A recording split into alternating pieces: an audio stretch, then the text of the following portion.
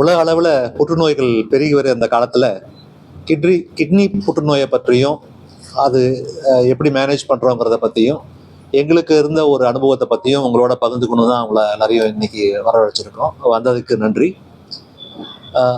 Kidney புற்றுநோய்கள் உலகம் முழுக்க இப்போ கொஞ்சம் பெருகிட்டு தான் வருது. அதில் என்ன பெரிய சிக்கல் அப்படின்னா, அது ரொம்ப பெருசாகிற வரைக்கும் பெரிய சிம்டம்ஸ் எதுவுமே காட்டாது. அது சின்னதாக இருக்கும் போதே நம்ம கண்டுபிடிச்சிட்டோம்னா அதை நம்ம கிட்னியையும் காப்பாற்றி வெறும் புற்றுநோயை மட்டும் அகற்றிட முடியும். இதுக்குன்னு தனியாக ஒரு குணம் இருக்குது. எப்படின்னா, அது நம்ம அதை ஃபுல்லாக எடுத்துட்டோம்னா அதுக்கப்புறம் ஃபர்தராக எந்த ட்ரீட்மெண்ட்டும் தேவையில்லை. பெருசாக பரவுறதுக்கு முன்னாடி அந்த புற்றுநோயை நம்ம முழுசாக அகற்றிட்டோம்னா அதுக்கு பெருசாக மருந்துகளோ கீமோதெரப்பி ரேடியேஷன் தெரப்பி இந்த மாதிரி எக்ஸ்ட்ரா ட்ரீட்மெண்ட்ஸ் தேவையில்லை. ஸோ சர்ஜரி தான் அதுக்கு மெயின் தீர்வு. ஸோ சின்னதாக இருந்ததுன்னா கிட்னியை சேவ் பண்ணி வெறும் கட்டியை மட்டுமே எடுத்து கிட்னியையும் காப்பாற்றலாம். ஸோ இது எப்படி முன்னாடியே நாம் கண்டுபிடிக்கணும் அப்படின்னு பார்த்தீங்கன்னா, 50 வயசுக்கு மேலே இல்லை வீட்டில் வேறு யாருக்காவது கேன்சர் வந்தாலும் அவங்க ரெகுலர் செக்கப்புக்கு போகும்போது நிறையா பேர் என்ன நினைக்கிறாங்கன்னா, வெறும் பிளட் டெஸ்ட், ஒரு செஸ்ட் எக்ஸ்ரே, இசிஜி மட்டும் இருந்தால் போதும்னு நினைக்கிறாங்க. இது கண்டிப்பாக பத்தாது. வயிற்றுக்குள்ளார வர புற்றுநோய்களை கண்டுபிடிக்கணும்னா அட்லீஸ்ட் மினிமம் ஒரு அல்ட்ராசவுண்ட் ஸ்கேன் பண்ணிக்கிறது நல்லது. ஸோ வருஷம் இல்லை அட்லீஸ்ட் 2 வருஷத்துக்கு ஒரு தடவையாவது பிளட் டெஸ்ட்டோட சேர்ந்து இந்த அல்ட்ராசவுண்டும் பண்ணிக்கணுங்கிறது ரொம்ப ஒரு முக்கியமான ஒரு விஷயமா எல்லாருக்கும் தெரியப்படுத்தணுங்கிறத நாங்கள் உங்களை எல்லாரும் வரவழைச்சோம். போன மாதம் ஆக்சுவலாக வேர்ல்டு கிட்னி கேன்சர் டேனே ஜூன் 19 அனுசரித்தோம். ஏன்னா இதை பற்றி பெரிய அவேர்னஸ் மக்கள்கிட்ட இல்லாததுனால நிறையா பேர் என்ன நினைக்கிறாங்கன்னா, ஒன்றும் சிம்டமே இல்லையே அப்படின்ற போது திடீர்னு ஒரு நாள் பார்த்தீங்கன்னா யூரின்ல பிளட் வருது, இல்லை வயிற்று ஒரு கட்டி மாதிரி இருக்குது, ஜென்ரலாக வீக் ஆகுதுன்னு கண்டுபிடிக்கும் போது கிட்னி கேன்சர் ரொம்ப பெருசாகிடும். ஏன்னா வயிற்றுக்குள்ளே வளரும் போது அதுக்கு ஸ்பேஸ் இருக்கிறதுனால அது வளர்றது யாருக்குமே தெரியாது. ஸோ அந்த மாதிரி உடம்பு ரொம்ப வீக்கான பிறகு நம்ம சர்ஜரி பண்ணும்போது அது சர்ஜரியும் ரிஸ்கி ஆகிடும். சில சமயம் பரவிடுச்சுன்னா அந்த சர்ஜரி பண்ணுறதுலேயே அர்த்தம் இல்லாமல் மெடிசன்ஸ் எல்லாம் ரொம்ப எக்ஸ்பென்சிவான மெடிசன்ஸ் எல்லாம் கொடுக்க வேண்டியதாக இருக்கும். ஸோ இது வந்து அவேர்னஸ் பப்ளிக்கிட்ட இருந்து அவங்க எப்போவுமே செக்அப் பண்ணிக்கும் போது ஒரு ஸ்கேனையும் சேர்த்து பண்ணிட்டாங்கன்னா ரொம்ப நல்லா இருக்கும்ன்ற சொல்ல தான் மெயினாக கூப்பிட்டோம். எங்களுக்கு அப்படி ஒரு அனுபவத்தில் ஒரு பேஷண்ட்டை பற்றி நாங்கள் சொல்லணும், அதை நாங்கள் எப்படி மேனேஜ் பண்ணணும்னு சொல்லணுன்றது தான் உங்களை எல்லாரையும் எங்கள் கூப்பிட்டுருந்தோம். அதை பற்றி ஒரு சின்ன ப்ரெசன்டேஷன் பார்க்கலாம்.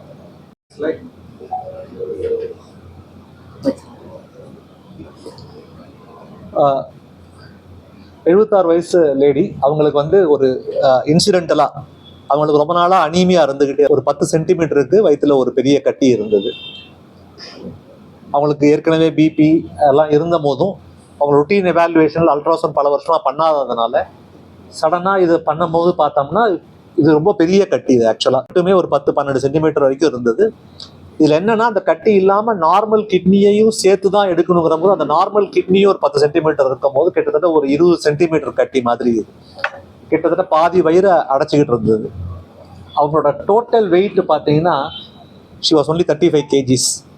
ஸோ அவங்களுக்கு ஒரு மேஜர் சர்ஜரி பண்ணும் போது இந்த கட்டியை எடுக்கணும்னா வயிற்றை பாதி ஓப்பன் பண்ணி அதை எடுக்கும் போது அவங்களுக்கு ப்ரீதிங் டிஃபிகல்ட்டி, இந்த சர்ஜரியோட காம்ப்ளிகேஷன்ஸு, பிளட் லாஸு இதெல்லாம் ரொம்ப அதிகமாக இருக்கும்.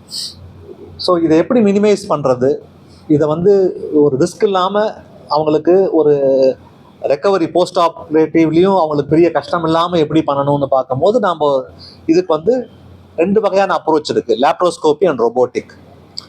ரொபோட்டிக் சர்ஜரியில் பண்ணும்போது ப்ராப்ளம் என்னென்னா, காஸ்ட் கொஞ்சம் ஜாஸ்தி, மெஷினோட காஸ்ட்டு, ரெக்கரண்ட் காஸ்ட் எல்லாம் ரொம்ப ஜாஸ்தி ஆகிடும். எக்ஸ்ட்ராவாக அந்த மெஷினுக்கு மட்டுமே நாம் கிட்டத்தட்ட ஒரு 2 lakhs வரைக்கும் செலவு பண்ணணும்.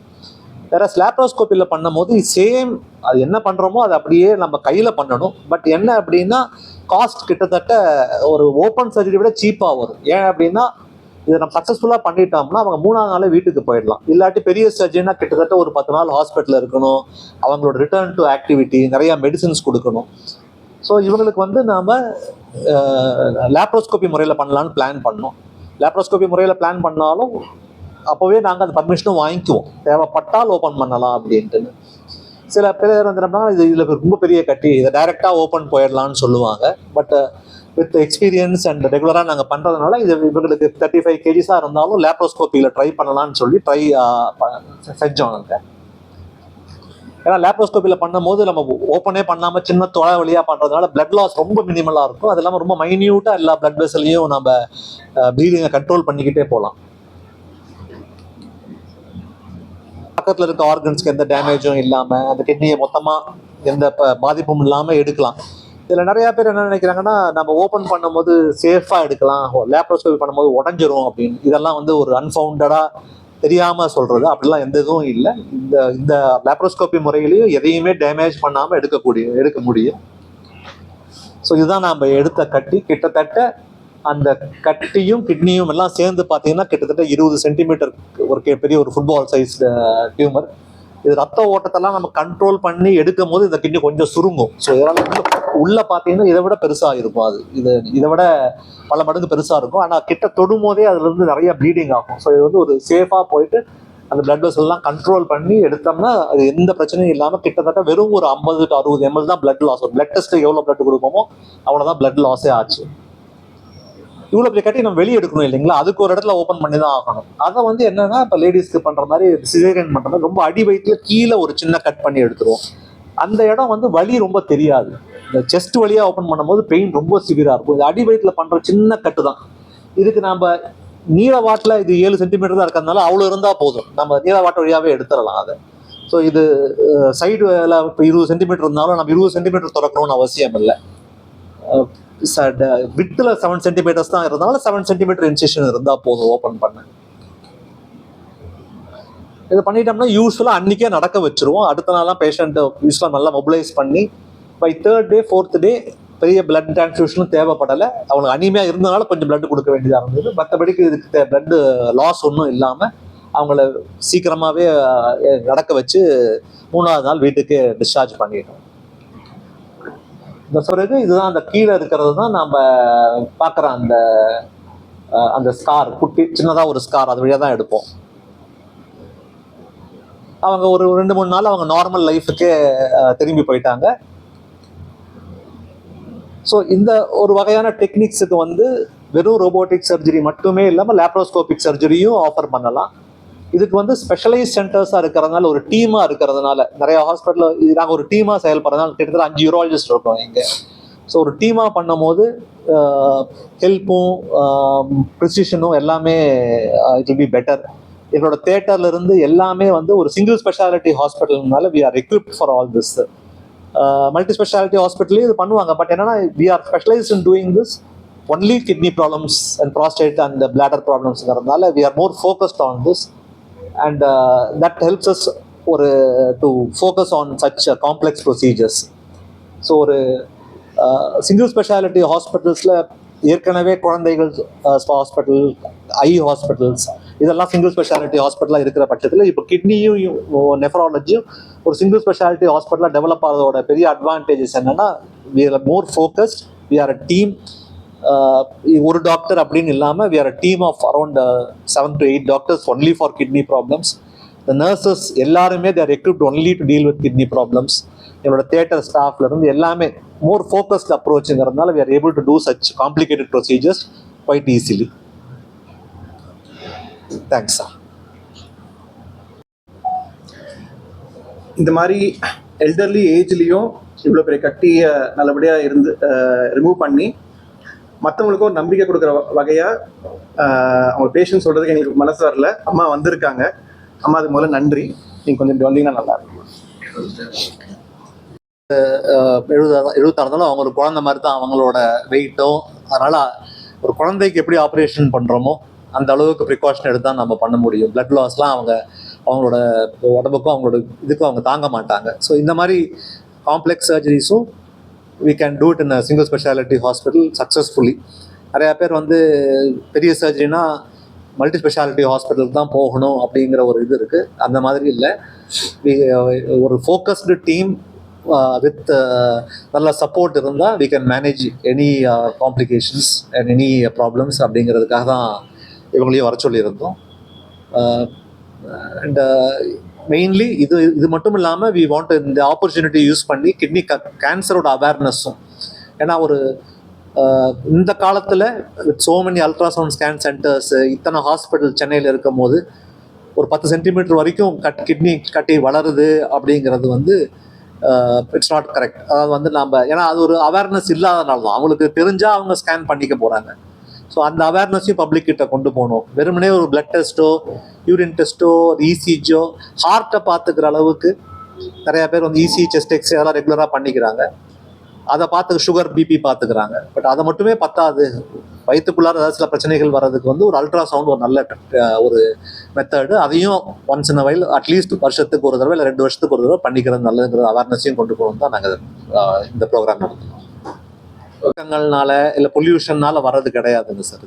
இது வந்து யாருக்கு வரலாங்கிறது ப்ரிடிக்ட் பண்ண முடியாது. எந்த ஏஜ்ல வரலாங்கிறது ப்ரிடிக்ட் பண்ண முடியாது. இவங்களுக்கு 26 வயசுல கூட நாங்கள் கிட்னி கேன்சர் பார்த்துருக்கோம். ஸோ ஒரு சில ஜெனட்டிக் மாறுதல்கள் உடம்புல ஏற்படும் போது இந்த கட்டி வளரலாம். பெரிய அட்வான்டேஜ் என்ன அப்படின்னா, கிட்னி கேன்சர் அவ்வளோ ஈஸியாக பரவிடாது, மெதுவாக தான் வளரும், பெரிய சிம்டமும் காட்டிடாது. அதுதான் பெரிய பிரச்சனை. அதில் ஒன்றுமே இருக்காது, எதுவுமே இருக்காது. அந்த சிம்டம்லாம் வருது அப்படின்னா அது வந்து வளர ஆரம்பிச்சிருச்சு, உள்ள ஏதோ பிரச்சனைகள் கொடுக்குதுன்னு தான் அர்த்தம். அதுதான் நான் சொன்னேன் நான். இது அவங்களுக்கு ஸ்கேன்ல மட்டும் தான் தெரியும். அதுதான் இதுல இஷ்யூவே. இதுல வந்து யாருக்குமே நம்ம அந்த சிம்டம்ஸ் காட்டி கொடுக்குதுனாலே அது ரொம்ப வளர்ந்துருச்சு அப்படின்னு தான் நம்ம எடுத்துக்கணும். ரொம்ப சின்னதா இருக்கும் போது 95% எங்களுக்கு வர கிட்னி கேன்சர் பேஷண்ட் வேற ஏதோ காரணத்துக்காக ஸ்கேனுக்கு போனவங்க தான். ஏதோ லைட்டா வயிற்று வலி இருந்தது சார், தலைவலி இருந்துச்சு, சுகர், பிபி இருக்கு, ஒரு ஸ்கேனும் பண்ணிக்கோங்கன்னு சொன்னாங்க அப்படின்னு சொல்றவங்க தான் 95% ஆஃப் பேஷண்ட்ஸ். மிச்சம் இருக்க 5% சிம்டம் கூட வராங்க பார்த்தீங்களா, அவங்களாம் ரொம்ப அட்வான்ஸ் ஸ்டேஜில் ஆப்ரேஷனே பண்ண முடியாத நிலைமையில தான் வராங்க. ஸோ அந்த அவேர்னஸ் இருக்கணும். இந்த மாதிரி ஒரு அன்எக்ஸ்பிளைன்ட் வெயிட் லாஸ், உடம்பு ஒரு ஃபீல் ஒரு மாதிரி நம்ம வீக்காக ஃபீல் பண்ணுறோம், இந்த மாதிரி சிம்டம்ஸ் ஏதாவது இருந்ததுன்னா ஒரு ஸ்கேனும் பண்ணிக்கிறது நல்லதுன்னு சொல்லலாம்.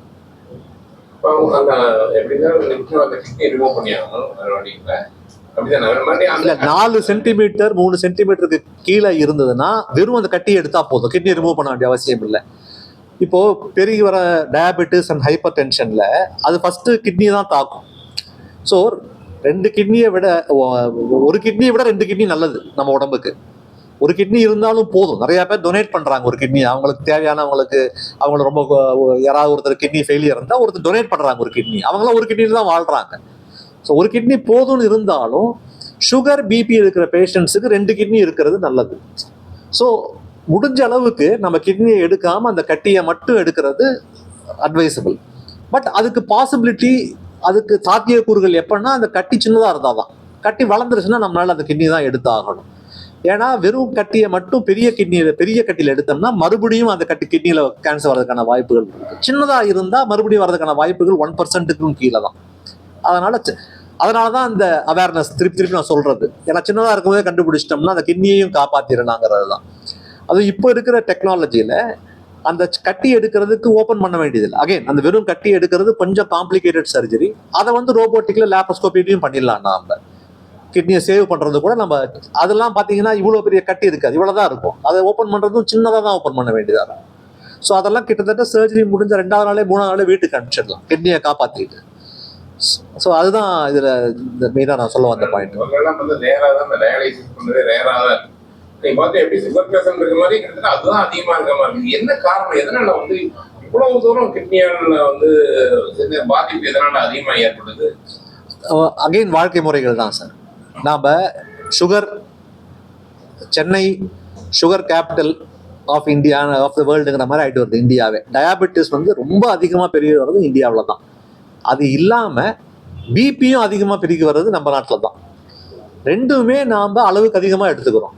சுகரும் நம்மளோட டயட்ல அளவுக்கு அதிகமாக எடுத்துக்கிறோம். உப்பு வந்து நாம் எடுக்கிறதெல்லாம் வெஸ்டர்ன் வேர்ல்டு கம்பேர் பண்ணும்போது 10 மடங்கு உப்பு ஜாஸ்தியாக எடுக்கிறோம். நாம் எல்லாத்துலேயும் நம்மளோட டிஷ்ஷஸ் எல்லாத்துலேயும் நம்ம எக்ஸ்ட்ரா சால்ட் ஆட் பண்ணாமல் இல்லை. ஸோ இது வந்து ஜென்ரலாகவே ஒரு பிபி சுகர் தன்மை இருக்க பேஷண்ட்ஸுக்கு இதெல்லாம் ரொம்ப ஜாஸ்தி ஆக்கிடும். அதை கிட்னிக்கு மெயின் 2 எதிரிகள் தான், சுகரும் பிபியும் தான். ஸோ அதை வந்து நம்ம கண்ட்ரோல் பண்ணாமல் வச்சுருந்தோம்னா டெய்லி அந்த கிட்னியை போய் அந்த ரெண்டுமே லைட்டாக அடிச்சுக்கிட்டே இருக்க மாதிரி தான். அதை நம்ம சரியாக கவனிக்காமல் விடும் போது கிட்னி வந்து ஓரளவுக்கு டேமேஜை தாங்கும். என்ன அப்படின்னா கிட்னியோட டேமேஜ் தெரியும் அப்படின்னா கிட்டத்தட்ட 80% டேமேஜ் ஆன பிறகு தான் அதோட எஃபெக்ட்ஸே தெரிய ஆரம்பிக்கும். ஸோ 10% 20% டேமேஜ்லேயே நம்ம கண்டுபிடிச்சி அதை நிறுத்திட்டோம்னா டயாலிசிஸ் இல்லாமே வாழ்க்கையை ஓட்டிக்கலாம். ஸோ அதுக்கு வந்து வெறும் லைஃப் ஸ்டைல் மாறுதல் இருந்தாலே போதும். சுகர் கண்ட்ரோல், பிபி கண்ட்ரோல், கிட்னியை காப்பாற்றுறதுக்கு ஒன்றும் மெடிசின்ஸ்லாம் ஒன்றும் கிடையாது. ஸோ கரெக்டாக அவங்களோட சுகரு பிபியையும் ரெகுலராக மானிட்டர் பண்ணிக்கிட்டு கரெக்டாக மருந்து எடுக்கிறவங்க யாருமே கிட்னி ஃபெயிலியருக்கு போகிறது ரொம்ப ரொம்ப கம்மி தான். இதில் என்ன ப்ராப்ளம்னா சுகர் இருக்கும், பிபி இருக்கும், சரி பார்த்துக்கலாம், டயட்லேயே பார்த்துக்கலாம். பிபி இருக்கும், நம்ம மருந்து இல்லாமையே பார்த்துக்கலாம்.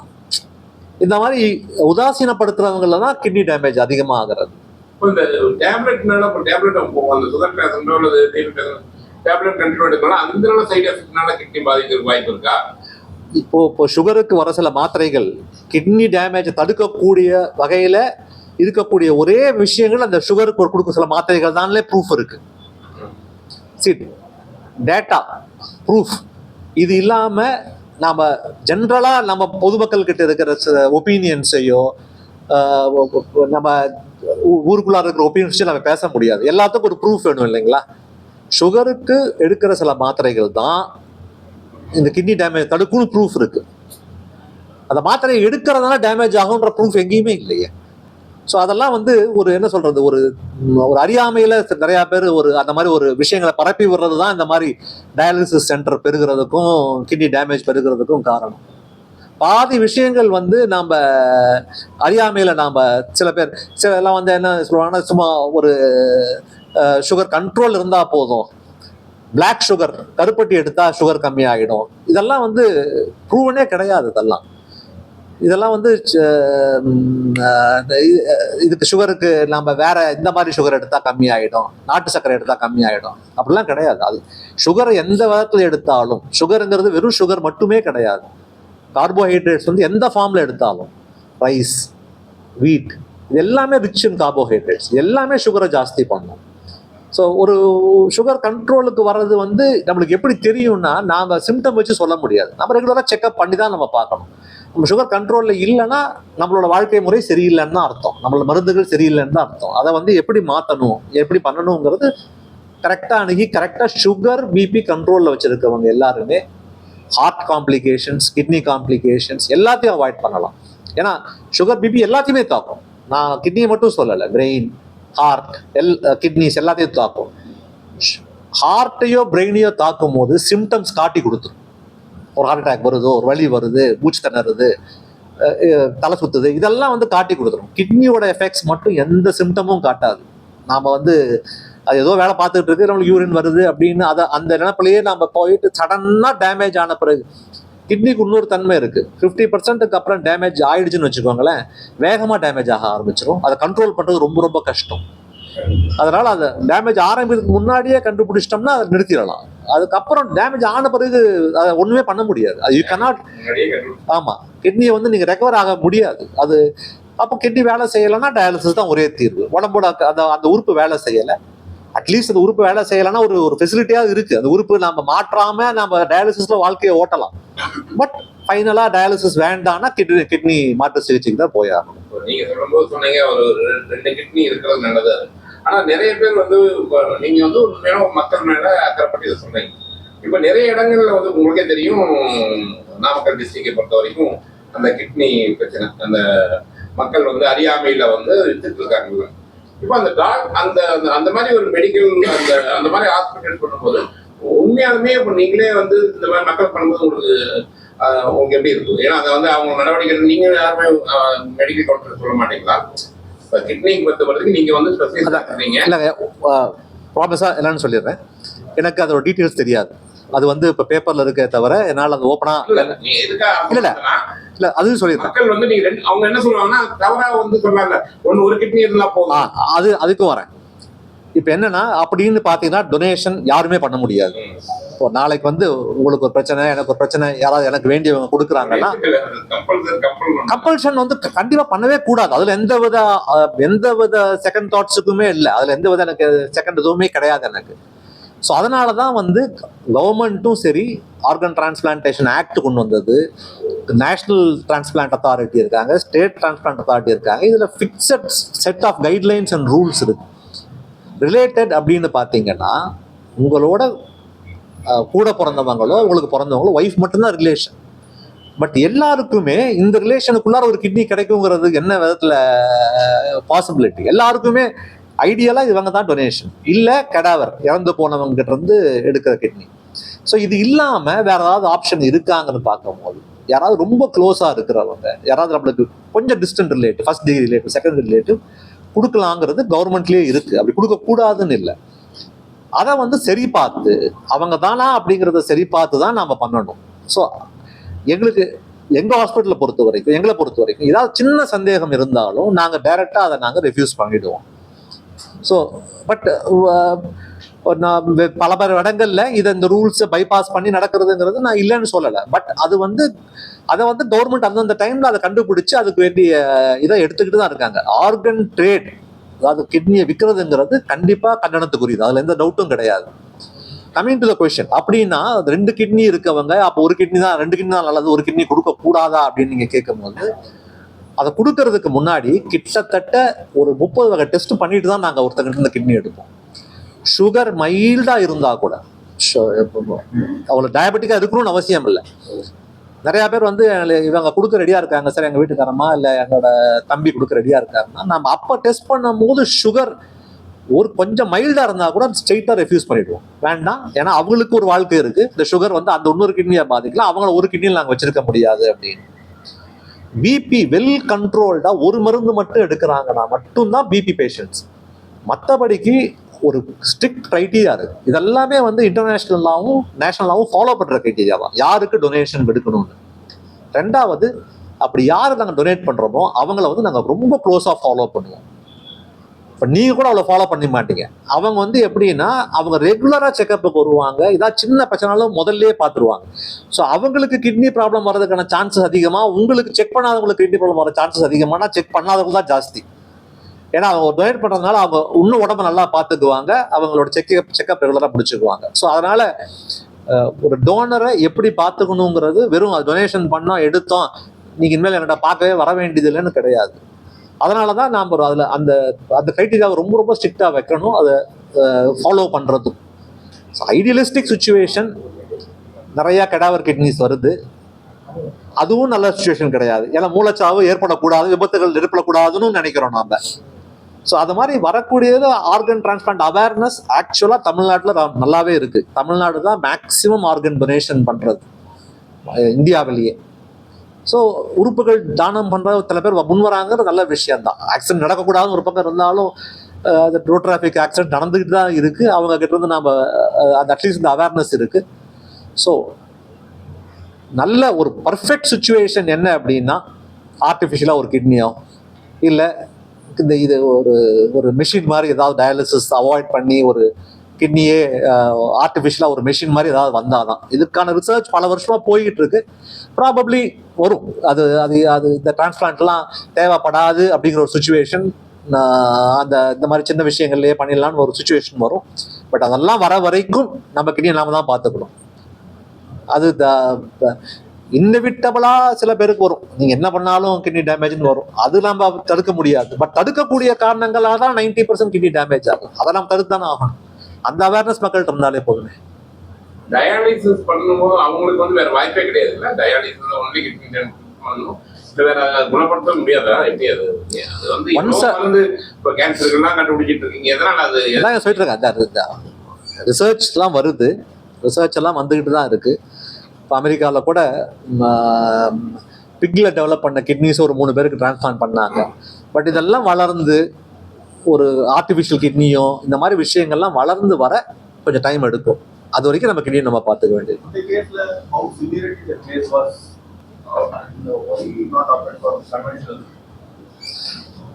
Sir, I'm not against conventional surgery, sir. I'm not saying that it should not be done conventional. The easier way is to do laparoscopically because everything is like நம்ம கண்ட்ரோல் பண்றதுல இருந்து blood loss வந்து எல்லாம் minimal. Conventional surgery for kidney open surgeries require a very large incision. கிட்டத்தட்ட 30 சென்டிமீட்டருக்கு incision போடும், 30-40 centimetre போடும். Anyone, any age, it's preferable with இந்த கேஸுக்கு வந்து her weight, her age, everything comes into consideration. ஏன்னா we don't want somebody with a large scar bedridden for ஒரு 10 நாள் இருந்தாங்கன்னு வச்சுக்கோங்களேன். ஃபர்ஸ்ட் இந்த ஸ்காரே வந்து மேல் வயிற்றுல தான் நம்ம கிட்னிக்கு பண்ணி ஆகணும். அது பண்ணும்போது மூச்சு எடுக்கிறதே கொஞ்சம் டிஃபிகல்ட்டா இருக்கும். ஸோ கொஞ்சம் ஆக்சிஜன் தேவைப்படும், செஸ்ட் பிசியோதெரப்பி தேவைப்படும், அவங்க மொபிலைஸ் பண்றது கஷ்டமா இருக்கும். இது எல்லாமே ரெக்கவரி சர்ஜரி வைஸ் பெரிய டிஃப்ரென்ஸ் இருக்குமா இருக்கான்றது டிபேட்டபிள் தான். பட் ரெக்கவரியில் கன்வென்ஷனல் மெத்தடை விட laparoscopic method 100% recovery is pastor, அதில் எந்த டவுட்டுமே இல்லை.